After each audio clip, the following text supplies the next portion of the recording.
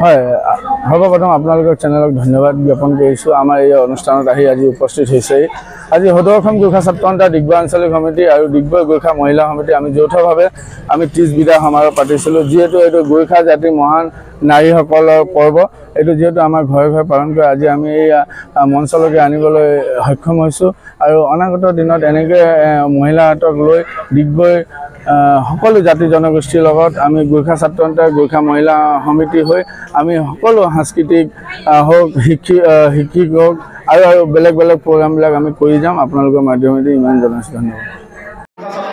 গোৰ্খা সম্প্ৰদায়ৰ ব্যক্তিসকলে তেখেতসকলে মাত মাতি আহে, তেখেতসকলে ওলাই আহে আমাৰ সমাজখনত। গতিকে এই তেখেতসকলে যি অগ্ৰণী ভূমিকা তাৰ বাবে মই ধন্যবাদ দিবই লাগিব। গোৰ্খা ছাত্ৰ সন্থাকে দেখোঁ যে ক'ৰবাত যদি কিবা এটা বেয়া ঘটনা হৈছে ক'ৰবাত মানে বা আমাৰ অঞ্চলটোত বা সেই অঞ্চলৰ জিলাত যদি ঘটনা আছে তাত কিন্তু আপোনালোকে যি বলিষ্ঠ ভূমিকা লৈ আহে তাত মই আপোনালোকক তাত আজি ইয়াৰ ধন্যবাদ জনাব লাগিব। আৰু দ্বিতীয়তে হ'ল যে আমাৰ অসমীয়া সমাজখনত গোৰ্খা জাতি সদায় আমি মিলাপ্ৰীতিৰে আৰু এক মিলাপ্ৰীতি আৰু ভাতৃত্ববোধটো আমি ৰাখিবই লাগিব। এই মহিলাসকলক উলিয়াই মেলি আমি এক শক্তিশালী সমাজ নিৰ্মাণতো তেওঁলোকক আমি লৈ যাব পাৰিম বুলি মই মানে আশাবাদী और विश्वासी अब कुरा भयो बोल्नु त बोले होइन, यो कुरा म चाहिँ पनि गरेर भन्दै गर्छु।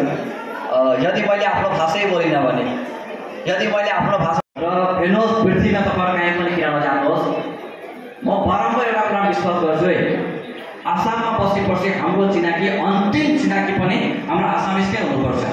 लेकिन এই সময়লৈকে তেখেতসকলৰ মনত কোনো ভয় আকাংক্ষা নথকাকৈ যে তেওঁলোকে ইয়াত থাকিব পাৰে বুলি যে বিশ্বাস দিছোঁ, আমি আৰু এটা বিশ্বাস দিব লাগিব। আৰু এই বিশ্বাসটো হৈছে যে এই মহিলাসকলক কিন্তু আমি ৰান্ধনি ঘৰৰ পৰা উলিয়াই মেলি আত্মস্বাৱলম্বী হৈছে। কিন্তু এই জনগোষ্ঠীৰ যে ক'ৰবাত না ক'ৰবাত অৱদান আছিলে, ইয়াক যে শক্তিশালীভাৱে সংৰক্ষণ কৰাই দিব লাগে এই ডিগবৈত বুলি কোনো মানুহে ভাবি থকা নাই। গতিকে ঠিক তেনেকৈ আমাৰ যে মহিলাসকলৰ যে অৱদানবোৰ আছে সেই অৱদানবোৰৰ কথা আমি পাহৰি যাওঁ মানে মানুহবোৰে সমাজ জীৱনৰ পৰা নাইকিয়া কৰি দিয়াক প্ৰথা আৰম্ভ কৰিছে।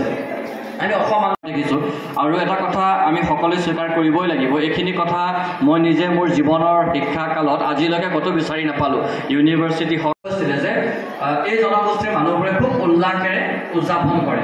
যেতিয়া এগৰাকী কিশোৰীয়ে জন্ম লাভ কৰে ঘৰত, গোৰ্খা জনগোষ্ঠীৰ ঘৰত, তেতিয়া তাৰ দেউতাই ভাইটিক কয় যে তোক ভাই ফুটা লগাই দিবৰ কাৰণে ভণ্টি হৈছে বুলি কয়। যদি ঘৰত প্ৰথমগৰাকী যদি কন্যাই জন্ম লাভ কৰে, তেতিয়া ঘৰৰ জ্যেষ্ঠসকলে ঘৰৰ মানুহবোৰক কয় যে ঘৰত এবাৰ লক্ষী আহিছে, এক নতুন আকাৰ আমাৰ সমাজে ল'ব, আমাৰ সমাজ